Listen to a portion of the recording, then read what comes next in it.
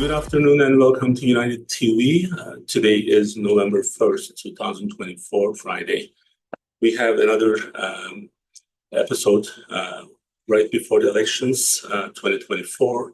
Elections are next week, right? So Sean is with me here. How is Sean doing? I'm doing good. Had a good Halloween last night. Really good weather, unseasonably warm, but Mine was a little bit eventful. But okay. maybe we'll talk about it later. So, Sure. Very different than what you will take place. Not involving a lot of candy. Not at all. Different story. Not at all. So, we have a guest coming today, and he should be joining us anytime in the next couple of minutes. Mike Ramone. He is the candidate for Delaware of Governor of Delaware. He will be with us hopefully soon. While we are waiting for him, we can start talking about the elections. And, Sean, one thing that I wanted people to maybe better understand, and maybe some maybe already know, but I'm sure some they don't, how our system actually works here, where popular votes doesn't mean that you are the president. So, yeah. And then we have seen that in the last 20 years twice.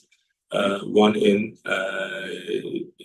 2012 with Al Gore and W. Bush, George W. Bush, and the other one was with Trump and Hillary in 2016, where popular votes didn't determine who the president was. So you and I, we discussed it a little bit yesterday, and then we wanted to bring this up. So let's actually dive into that. So yeah, I do have our video loaded up there on the third screen, but yes, obviously we've been covering the elections for quite a bit here on the weekly updates. So did want to touch on the Electoral College and kind of just how that works, just so people better understand it if they don't already have a baseline understanding. But as you mentioned, it is based on population for the states across the country. So as you mentioned, the popular vote does not necessarily mean that they win the election. So with that said, certain states, the larger the population, the more Electoral College weight they have in the overall election. So if you think of states, California, New York, Texas, Florida, these large population states, even Pennsylvania, kind of close to us here, has a large population. So these states may have the overall total vote. So I should say on the election as a whole, nationwide. So let's say the one candidate has however many million more votes, right? They actually can lose the election by, even though they won the popular vote by 1 million, they can lose the election because of which states voted overall for which candidates. So the states that have the higher Electoral College weight are theoretically more important when it comes to the election. And I know traditionally, looking at some of the states, a lot of the times we'll see certain ones are almost always guaranteed to be blue, other ones are almost always guaranteed to be red Republican. And those swing states are kind of where the battlegrounds are on, it could go either way. So I know even when the campaigning is happening, a lot of the candidates will focus their campaign efforts in those swing states because they're kind of already banking on certain states to go in their favor. So they may not spend as much time in those. But going back to that Electoral College, it is the different weight of these states actually ends up winning the election. So you may not have the popular vote, but because you won the more important states that have a greater weight in the election, you'll reach that threshold that'll actually crown you the victor, even though your candidate may have an overall population winning. So it is important just to keep that in mind because if you're in a swing state, your vote actually may be more important than someone who's in a traditionally blue or traditionally red state because they're kind of already destined on which candidate they're going to support before the election even happens. So we're going to come back to this. Yes, I did hear the date. Mike Ramone is waiting. Now he was able to get in. Earlier, I wasn't able to, like he said, he wasn't able to get in, so I'm going to let him in. I'll hop on real quick. All right, you're actually outside walking, I right? did. I had to get outside the building. I have my own Wi-Fi, but for some reason we weren't connecting to the building we were in. I just had a meeting, so I went and just got on a different thing on my own. So we're good. All right. Now, Mike, if you maybe rotate the phone, if you may have a full screen. Oops. There we go. There Yeah. we go. Got it. Yep. All right. And if it's not too much to hold it like that, that's great. So it's a better screen. So I just want to give the little intro. Our special guest today is Mike Ramone, candidate for governor of Delaware. Mike has served our community in Delaware House of Representatives and a huge, unique perspective on the issues that matters most to Delawareans, from economic growth and the job creation and enhancing our education system, healthcare, and public safety. We believe he brings a lot of wealth and experience to the table, and his forward-thinking vision perhaps would be a very useful for the state of Delaware. So we are going to have the discussion right before the elections. Again, Mike, welcome again. How are you doing? I am doing very well. Thank you very much. I appreciate the opportunity to talk to everyone and chat about some of the questions and some of the topics in our state today. Great. So I want to kind of give a little bit background on your election records with starting from 2008. You were able to defeat the Democratic candidate. Yes. And then 10 and 12 unopposed, and 2014 the defeated Green Party candidate, and you won the 2016, and 2018 you defeated another Democrat, and 2022 again another Democratic challenger you were able to defeat. And in Delaware, in the last, I would say in the last 20 years, it's almost becoming more like a blue state, but Mike Castle probably was one of the exceptions. You and I, we will probably remember him. So, but I kind of see a similar pattern where you are, at least what I have seen. I didn't see someone who is way out of the center. So a lot of policies that you support, they are reasonable and kind of, I would see some Democrats voting for you just because of your stand on healthcare, reproductive rights, and education system. So we want to get to know you more, and I do want to give one more disclosure. So you and I, we never met before. No, correct. We do reach out to everyone. And this is kind of like as much as, especially while we are on the show, we are trying to make this as objective as possible. And again, thank you for agreeing to talk to us. So now tell us what the vision is from your side, what's going to happen after Tuesday next week. Yeah, so let me let me touch real quick on some of the things you brought up and just give you like a right up to date of where we are. Okay. First of all, we have about what I would say 8,000 or so Democrats in our district, and we only have about I think it's somewhere around 4,900 Republicans. So I've always been in a district where there's been more Democrats than Republicans. I've never believed politics was about Charlotte, scarlet red and deep ocean blue. I always thought it was about my words, not anyone else's.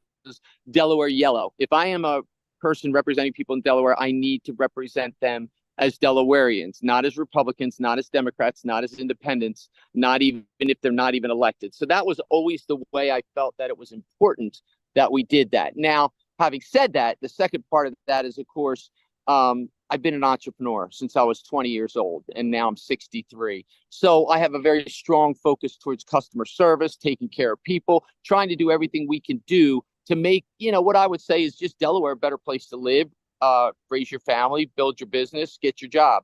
So this year, after the last 4 years, there's been a strong move, regardless of your political persuasion, of outside groups coming in and winning state seats. And they've been doing it more actually against Democrats in Democrat primaries than they are against Republicans, but they do it in both.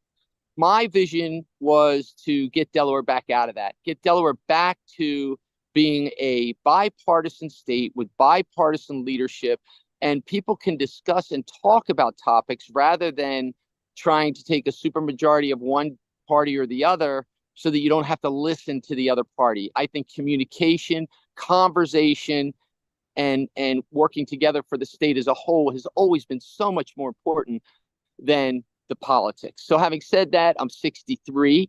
I'm not going to Washington. I'm not going to be a congressperson. I'm not going to be a senator. I'm not going to be a president, vice president. I'm just going to be a state rep. And then if I am elected to be the governor, I'll be a governor that basically has one goal. I want Delaware to be a better place when I'm done than it was when I started. And I don't want to be identified as a red or a blue person. I want to be identified as a Delaware person. So having said that, the topics are simple. We have many crises environments. We have a crisis in education. We need to find a way, and I have some ideas on, we cannot continue to keep spending more and more and more money and getting worse and worse and worse, results. For 32 years, we've done that.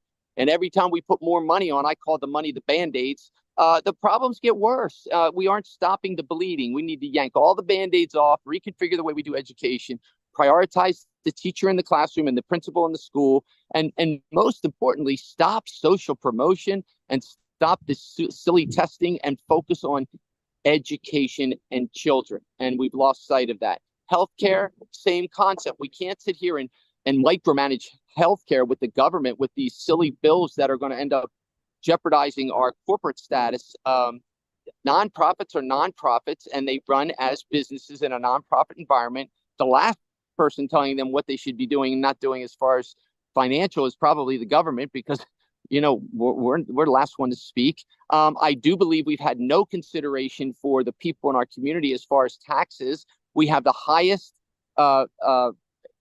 tax rate for real estate transfer tax. We have the highest number of personal income tax brackets with 7. I want to bring the real estate transfer tax back down to 3 like we were before we went to be the highest in the nation. I would like to bring the personal income tax into a very simplified 3 bracket group instead of 7. And in order to do that, we would also raise the initial deduction from $2,000 to $2,500, simply because there's been inflation over the years, and $2,500 isn't even as much as $2,000 was when we put the $2,000 in there. I am very, very experienced in the area of finance. I've run all my companies through COVID, through 9/11, through the banking crisis. I mean, it's one thing after another. And I know you have to pivot, and you have to make sure you take care of helping people through those tough times. But I also know we need to focus on preparation, because tough times come all the time, and we don't do that well in our government. Last but not least, I desperately want to start helping a lot of the groups that I think are forgotten. A lot of minority groups, our veterans, and many groups that are just not treated very well. And I think we need to do better and have a more diverse cabinet. The beauty of all this is when I am elected Tuesday, I'm hopeful we will have the most diverse, interesting, most qualified cabinet I think we've had in Delaware for a very, very, very long time. And no one will be put into positions based on their political party or whatever. They'll be put in positions based on their knowledge, expertise, and commitment to Delaware. So one of my questions is the turnout rate at the primaries. I think it was maybe record low, almost like 20%, if I'm not mistaken. And the one before, it was at 32%. That's more than 50% decrease. Well, I'm sorry, it's more than 35% decrease. Do you see the same pattern happening at the general election? No. I think 3 things happened. I think when a county executive from Newcastle County was considered the governor candidate, I think people were concerned that we've never had a candidate who running for governor who has never had any experience in Dover. They, like Bethany, was very versed, very experienced. John Carney was, Jack Markell was, all of them. Ruth Ann Minner, they had all worked in Dover. Now you got a guy coming from a county who hasn't. And I think now that he has become the candidate, you have a lot of people from Kent and Sussex County, regardless of party, that are very anxious about that, and they're giving us a very strong look, and I think we're doing very well with that. Secondarily, not just the fact that he's from Newcastle County and doesn't really have experience in Dover, but the second part is he's very connected with a lot of the developers. He's taken, millions of dollars in contributions, not just the $1,200 contribution, but 20, 30, 40, 50, $100,000 contributions in his PAC. And that gives people angst. It's a pay to play kind of a thing. He's been taking it for 4 years as the county executive. And of course, I think a lot of people in the building world think they have to either give him the money or they're not going to get their projects approved. We don't have that kind of pay to play stuff in Delaware. We don't have that level of what I would consider is some scale of corruption, because it's not clear. And I think people are uptight about that. And third, but just as important, I think, is a lot of people have discovered that with the early voting and with some of the intensity in the national level elections, they're realizing this governorship election will affect them more than any governorship in recent memory, because of the what I would call single power mechanism. Whether it's Republican or Democrat, one party superpowers deter from dialogue and intelligent conversation, and you end up getting influenced by these out-of-state efforts to paint your town red or paint your town blue. And I think we need to keep our town yellow. My opponent, I would say Bethany Hall Long, was a very bright, very centrist Democrat. And I think my opponent is very much left to that, very far left to that. And I think many people in Bethany's camp and even Colin's camp have moved over to our side because it's more comfortable having the mixture of, you still have all the Democrat control, but at least you have a balancing mechanism with a governor that's Republican. So those three things we're seeing, they are affecting the numbers. And I don't know if you've seen it lately, but we have the largest early voting numbers we've had ever. And I think, if you look at the percentages, a lot of it's coming from Sussex. And I'm sure Sussex is much more Republican. Newcastle is much more Democrat, even though it's 60% of the population.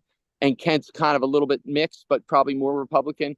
So because of the numbers, we're ahead right now in the polls. If you don't mind, I just want to give those numbers, because that was kind of my next question, and maybe kind of like a statement. So those who are watching this. So initially, I did say in the beginning, Delaware may become more blue, but that's actually not 100%. So here's the 2020 results on the general election at the presidential level. So the Kent County, as you said, 51% to 47%.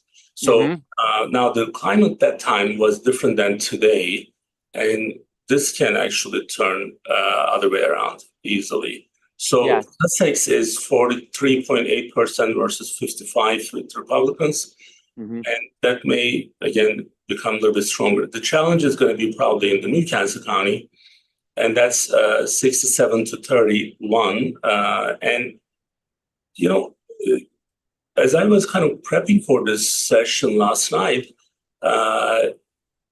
anything can happen. Now, I'm going to tell you this. If Bethany was running now, be a different race. Yes, so it would be a different story. But right now, this picture this is maybe the strongest the Democrats were at that point in 2020, with Biden being elected.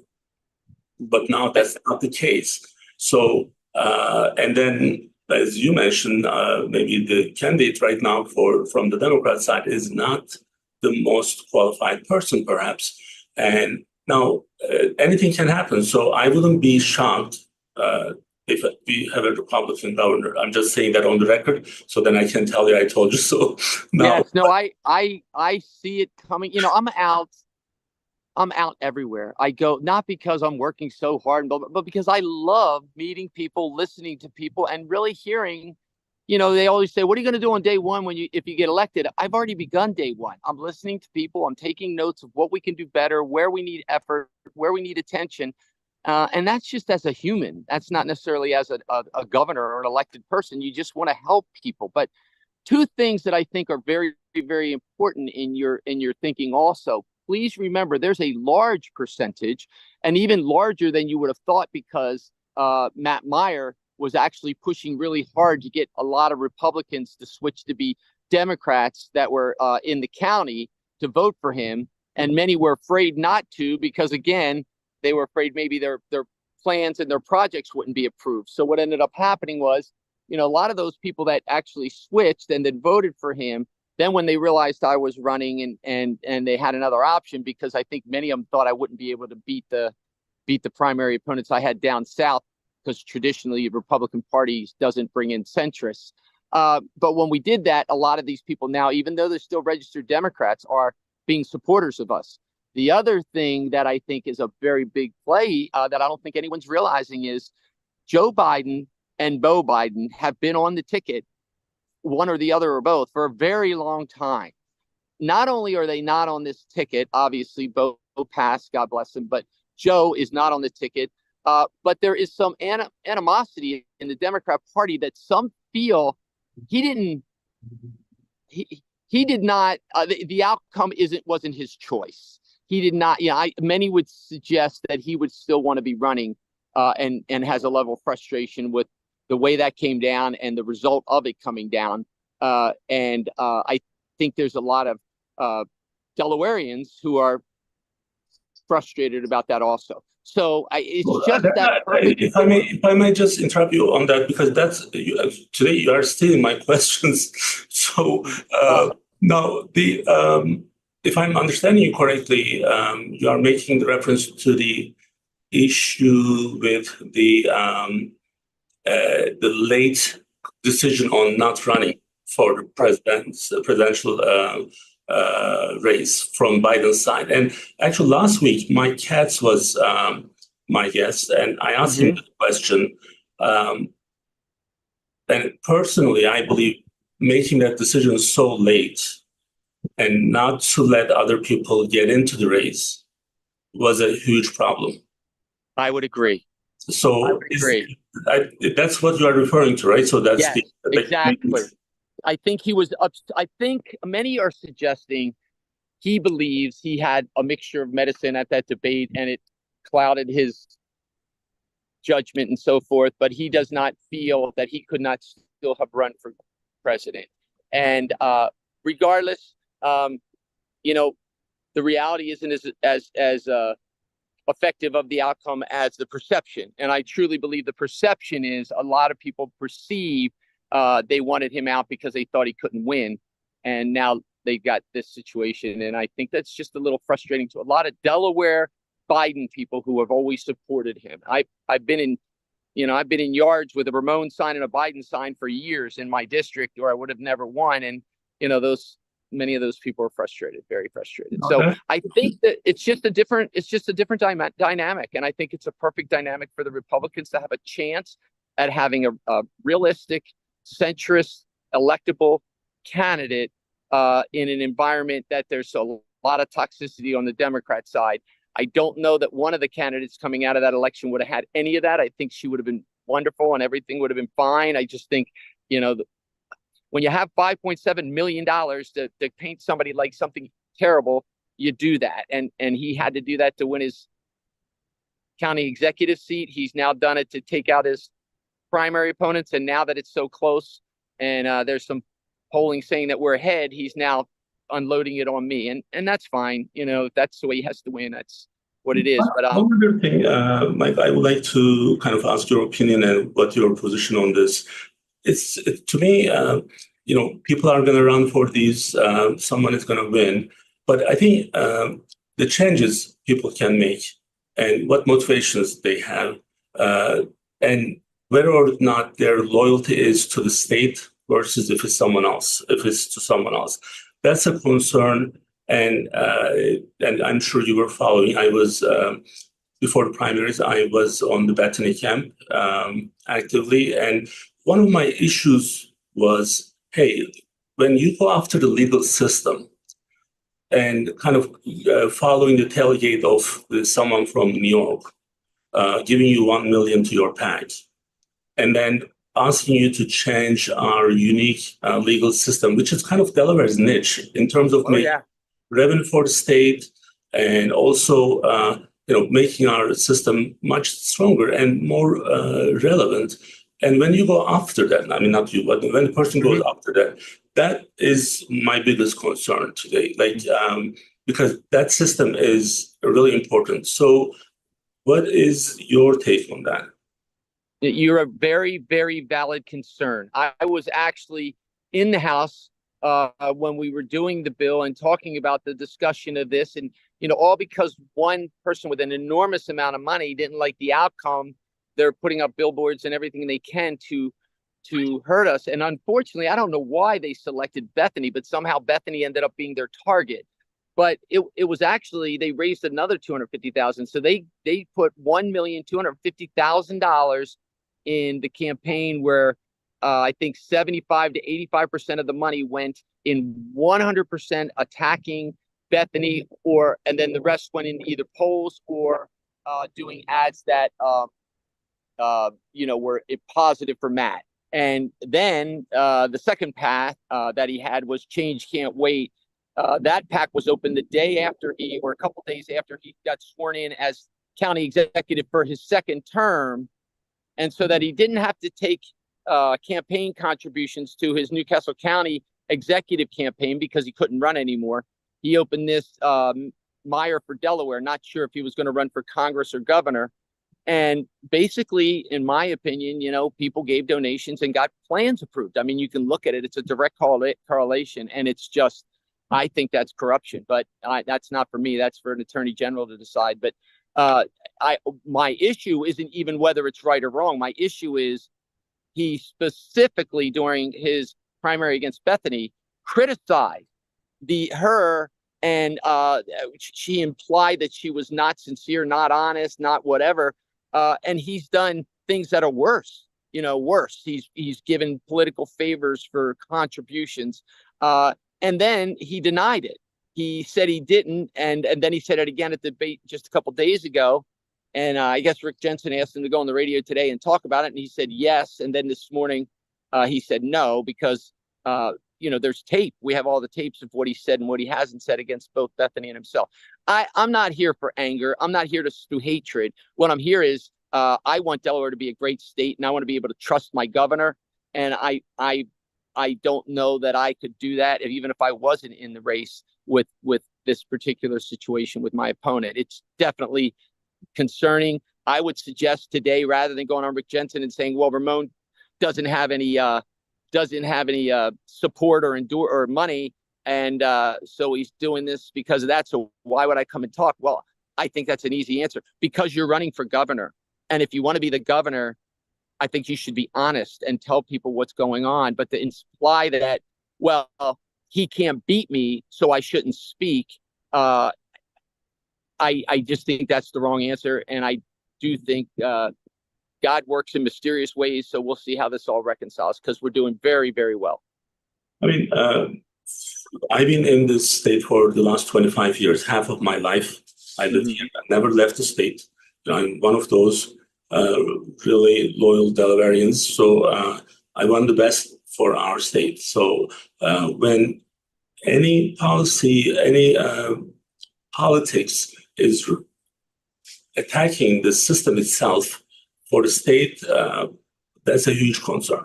It's a huge concern. It's a deal breaker. So I didn't mean to interrupt, but that's 33% of our income.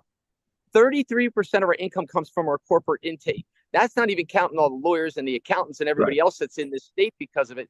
You take out that 33% of the income, our personal income tax is around the same amount of money. So you'd have to double everyone's personal income tax, double it. If you want to see an exodus of people out of the state as quickly as we've watched many of the seniors come into the state, then do that, and you'll watch everybody leave our state instantly. We just have to be smarter than this. This is the downside of this is catastrophic. So I want to shift gears a little bit to education, and I know one of the main issues that you are going after is the education system, which is the right direction, because I think it's one of the top three problems and issues that we have. Unfortunately, our ranking in any of the public school measurements, we are not really great. Many people, they have to send their kids to private schools now.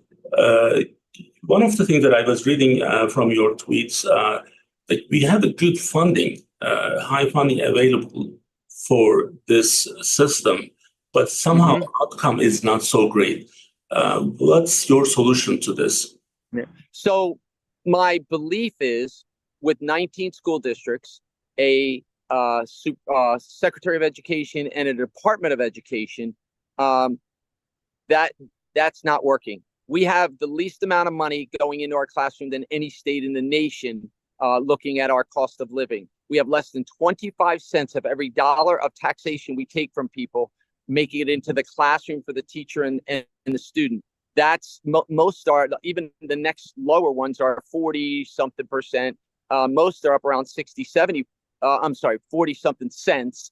The others around 60, even some are up as close to 70 cents of every dollar going in. So that needs to be fixed. So to just say, oh, we need to put another $800 million to $1.2 billion into education. Okay, where are you getting that money?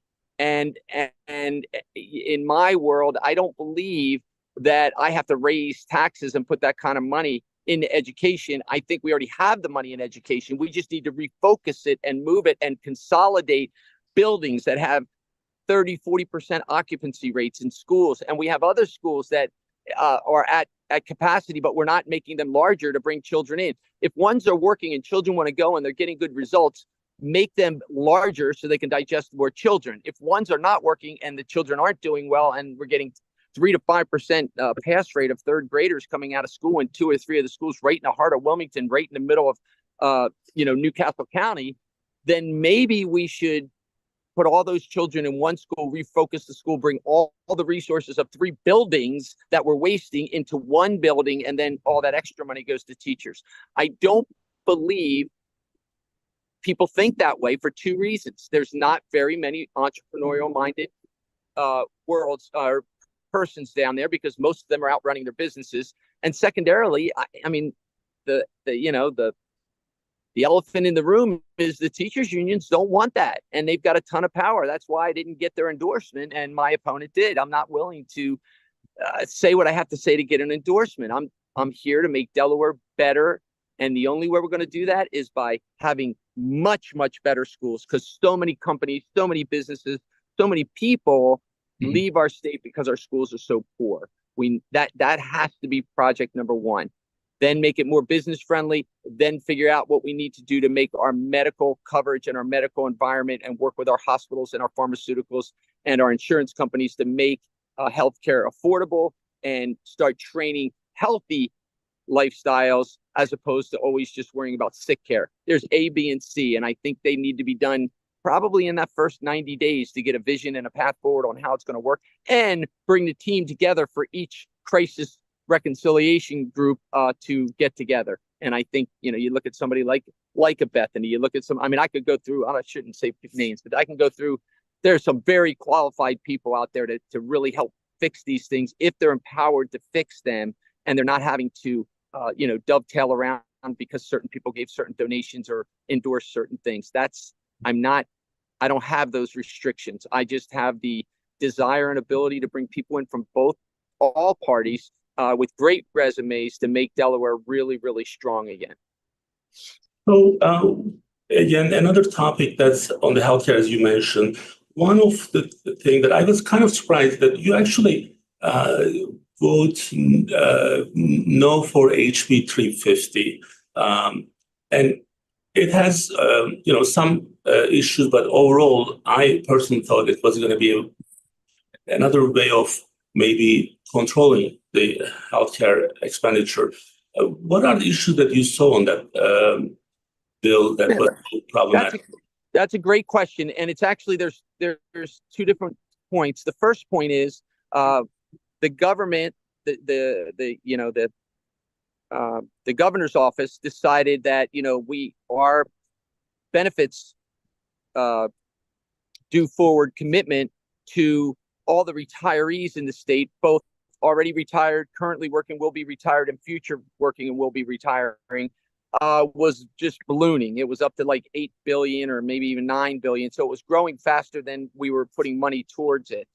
Rather than taking part of the $4 billion over the last 4 years of extraordinary income to offset it, one of the secretaries thought it'd be better to just reconfigure the benefits for all the state retirees. And that was not well thought out, and it ended up making it very difficult. So 2 years ago, my colleague Michael Smith, Representative Smith, and myself did a town hall, and we brought the secretary in, and her explanations were not met very well. So it got delayed. It got stopped by the courts, and then it also got stopped by the actual governor's office, and I think Bethany had a lot to do with that too. After that, they decided to put together a committee, which Bethany and I both served on, and we met incredibly several times to try to reconcile this to make it better, and we did a lot of really good things. I bring that up because after that was stopped, the next thing was, okay, since we're not going to be able to get money here, let's go after where the expenses are, and that's the hospital care and the health care. And so what they said then is, okay, it's got to be this, or we're going to regulate you. Well, I do not believe we should be doing anything that takes money out of the hands of those who are caring for people, and having to have the medical nonprofit environments have a system by which they get overlooked over by the state, and then we can say this or that and micromanage them. The state's terrible at managing their own money. I don't think that would be a good idea. Not to mention, one, it pierces their corporate veil. They're nonprofit, but they still have a corporate veil, so that you put these two things, everybody's starting to watch us start pinching the corporations. That's not good. And secondarily, I believe in the capitalist side of it, not the regulatory side of it. I would rather bring the pharmaceutical companies, the insurance companies, the hospitals, the hospitals, pharmaceutical, insurance, and there's another field I forgot, but there's 4 of them I have written down. Bring the 4 groups together. Let's have them all, and the nurses and the doctors, the medical society. Bring them all into one room.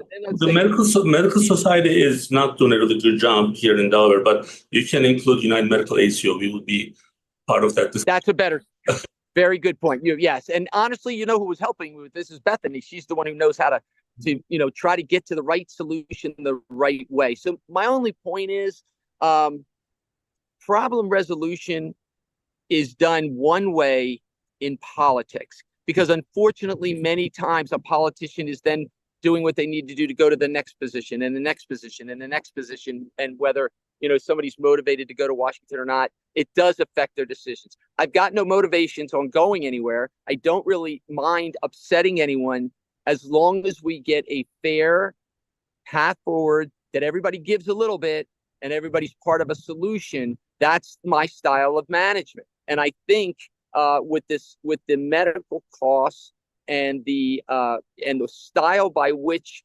we try to help, we're hurting more than we're helping. For instance, if we put in a medical school in Delaware, right?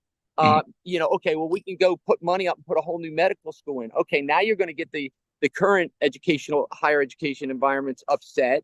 Or you're going to put it in this, Newcastle, Kent, or Sussex. Well, then you're going to get every county upset. So why don't we bring the counties to the table, bring the hospitals to the table, bring the secondary educational facilities to the table, and say, we're doing this, and the state's going to offer support and guidance. How do you all see this going? And work on it as a team. That hospital bill came out of left field from a different state where it didn't even prove out working over long term, and dropped into our state. I don't mind bills coming into our Senate that aren't perfect. Our job is to discuss that and make them perfect. But for them to then take a political motion that hasn't been done in the House of Representatives, I don't think ever, maybe once or twice, where 5 people come up and stop discussion They stopped 3 legislators, 1 Democrat, 2 Republicans, and all the people from the profession who wanted to still speak from speaking, and rushed that to vote. Right there, even if I loved the bill, I would have voted against it. But then with the concerns about it piercing the corporate structure, then with the concerns about it not really being vetted and correctly done, and then with the concerns of certain people on the other side saying, well, we need to put it here so we have a place to negotiate from. You don't pass a bill and then have a place to negotiate from. You negotiate and make a bill good. As the minority leader for the last years, my top priority was simple. I learned a lot about bond. I learned a lot about JFC, but my top priority was to create an environment where we, as the 15 members of the House Republican Party, are obligated to avoid unintended consequences. And even if we had to vote for a bill that maybe we didn't like totally, if they modified it and made some amendments to make it less, have less unintended consequences, we would vote for it. This year, 6 times, counting that hospital bill, we passed bills that the lawyers from our side definitely said it was unconstitutional, and the lawyer from the other side said they could understand why the other person says it's unconstitutional. All 6 of those went to court. 5 of those all were deemed unconstitutional. You know who paid for that? You and me and all the taxpayers, because we had to defend the state of Delaware in court for a bill that we knew wasn't constitutional. So now what's happening? The medical bill is in the same situation, and for what we've been told, it's going to be deemed unconstitutional also. So you not only didn't solve the problem, you created a lot of angst that you didn't need, and you've delayed even discussion on a solution until we get the ruling from the judge. This is not the way to run a government, and Delaware's never done it this way. So I agree with some of the things that you said. Like, the big government is always problematic. So I agree. And one of the things that kind of more appealing from your background is you can have different positions from your party based on what's important for people, like reproductive rights. I'm sure some Republicans, friends of yours, are not happy about your position, right? So even with the LGBTQ population, you have a different stand on that than the overall Republican Party. Now, with this healthcare expenditure, outside of this, bigger government, the big issue is hospitals being labeled as nonprofit, but in reality, in 5 fiscal years of Christiana Hospital, their total profit is $1 billion. So that's even in the COVID time, one year they made 380 million. Yes. That's kind of out of control. I would not disagree with you, but I'll use my little Catholic boy upbringing. Like if the teacher was writing on the board and she heard someone speaking in the back, she had 2 choices: try to find out who it is, and if she couldn't, she made everybody sit there and everybody be punished for what one person did. I'll use that analogy in this situation. I don't think a environment with one particular entity within the medical profession should then deem expenses and even more egregious expenses, because they're smaller and they can't afford them, for everyone else, simply because of one thing was done differently. That's why I would suggest all the medical facilities would bring in their players, all the pharmaceutical, because there's a lot of cost issues with that, all the insurance companies, because there's cost issues with that, and let's wrap it around and solve it all at once and put parameters. This is my point. We need bumpers. Just stay within the bumpers and we're good. And I would agree with your concern, and I've actually vetted that concern to everyone during this whole thing.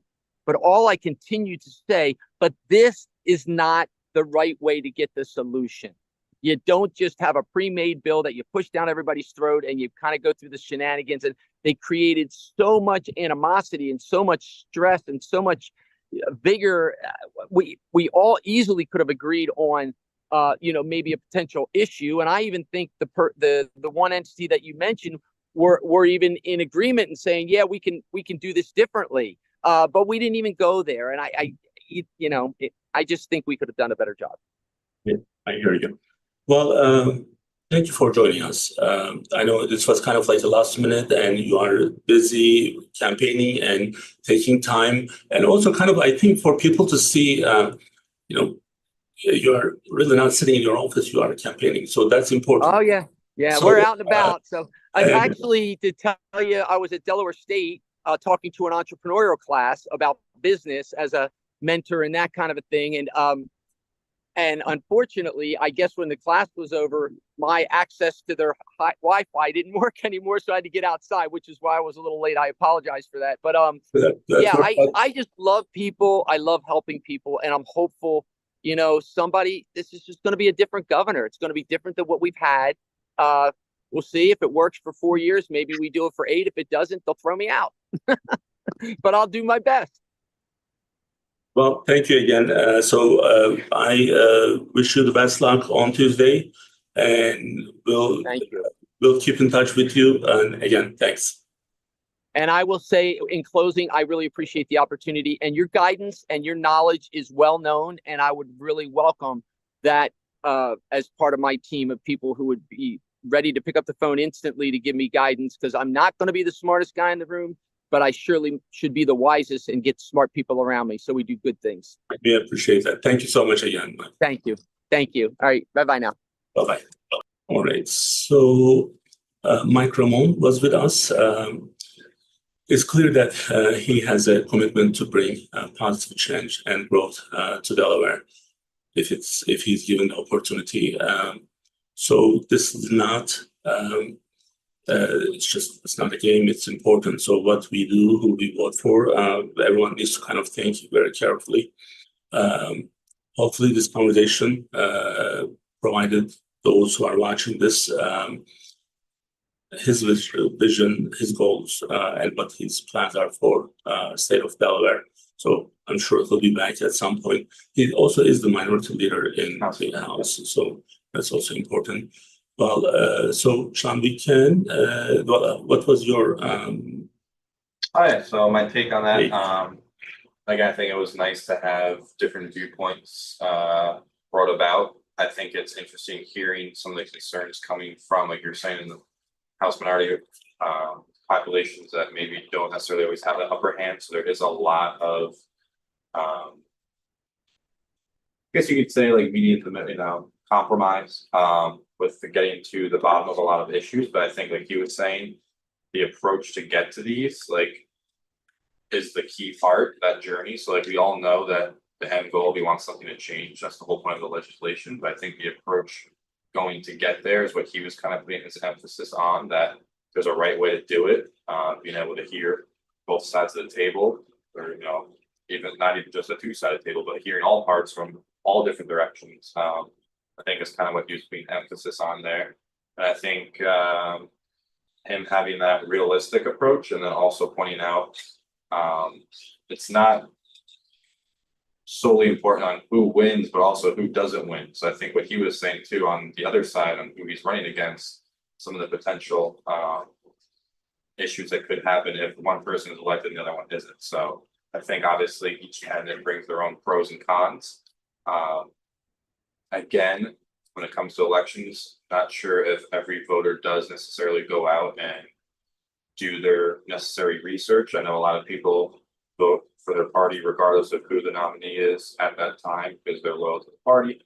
But I think, like he was saying, that there may be some changes, especially going across the lower 2 counties there. And I think it's going to be a close race. Obviously, we'll see what the results have next week. So it's going to be interesting. So the earlier statistics that I was giving, with 200,000 people voting for Republicans, 290,000 voting for Democrats in 2020. This is with Biden running. So Biden is, our state senator before vice president. So many Delawareans, they're proud of him because he's from Delaware. So regardless of what you believe in, one can believe in, he's from here. So then he probably helped in different ways to the state. Well, at least we are not the second smallest state anymore. So we are the one with the president is from. Yeah. So, but things can be challenging next week for Democrats. So, and I'm not saying either way it should be happening, but I have my reservations on Matt Meyer, and we are not going to shy away from what we have said before. State comes before Phil Shaw, so we need to check what he's doing very closely to make sure that there's no damage on the state system. So going to the earlier conversation that we couldn't finish, electors, right? So we were talking about the presidential race, and popular votes are not deciding who's going to be the president. So let's go back to that, and then So just the idea here again, as we're wrapping up here, trying to finish up that topic earlier, but with the Electoral College, the idea behind popular vote doesn't necessarily mean that is going to be who wins the election. So again, going nationwide, pointing out some of the larger states that hold that greater weight in the Electoral College. Again, it's correlated to the population. So you're thinking about California, Florida, Texas, New York, even mentioned PA. So these states have, in a way, if you think about it, a little bit more importance when it comes to the overall election, because if it's a swing state, the people voting there, their vote is theoretically more important than somebody who is voting in a state that's 99% of the time going to stay red or 99% of the time going to stay blue. So I know in America everyone wants to have their voice heard, but theoretically, if you think about the concept, unless you're in some of these swing states where your vote actually might matter, if you think about it, these other states are almost predetermined. So there's kind of that I guess you can say importance put on it, but I think it's a touchy subject. It's just that you want your vote to matter. Everyone says, "Oh, go out and vote. Make sure you register and vote. Go out there." But if you're in a spot, let's give some statistic numbers. So sure. Now, Delaware, we have 3 electors. They are different than the Senate and Congress members, right? In the 2 represents the House, who are not House people, and one is one represents the House, and then 2 is for the senators, but they are different people. So every state, I guess, 900. Let's say we are about 990,000. So each person represents 330,000. One represents 330. In California, that goes almost up to 600,000. So 1 to 600,000 because they have 54 electors. So the person in Delaware is almost twice more powerful than the person in California, elector in California. So what you are saying, kind of echoing what you are saying. So the states are blue and red. They're already wiped out by blues and reds. So there's nothing much. Even if, but there won't be any surprises. So that's gone. Exception is Nebraska and Maine, but they're not that important. So yeah, they are smaller population Now, states. looking into the swing states, so someone who can get a lot of votes in California, if they lose, like Florida, if they lose PA, lose Colorado, right, they can be in trouble. Yeah. So Michigan is another one, right? They can be in trouble. So that's why swing states are extremely important. So that's what I'm saying. It's almost like the people who are voting there, their vote matters more because they have the ability to influence. That's where they campaign anyway. And all the campaign money is being spent in those places. Exactly. So, and I actually was looking at the history of this, Sean. So it goes all the way back to George Washington, right after him. So with him, it was kind of like things were fine because he was the sole person. And after him, they wanted to have the system in place. Interesting enough, in the beginning, it was only white people were part of it. So the population was not including, the calculation didn't include the enslaved people. So another really interesting point is, so at some point they change it, but now one enslaved person would be three-fifths. For easy Oh, mental math. Yeah, this is just so Great crazy. So, but this didn't happen like 1,000 years ago. This was about 100 years ago. We're still a So- really young country if you think about it in the grand scheme. That is very true. So, and I think, but although I'll tell you this, although we are young, if you look at the system, this is why here in the United States, this country is extremely strong. System works. System is like we have only one president. After 1900, only one person who did 3 terms. That was during the war.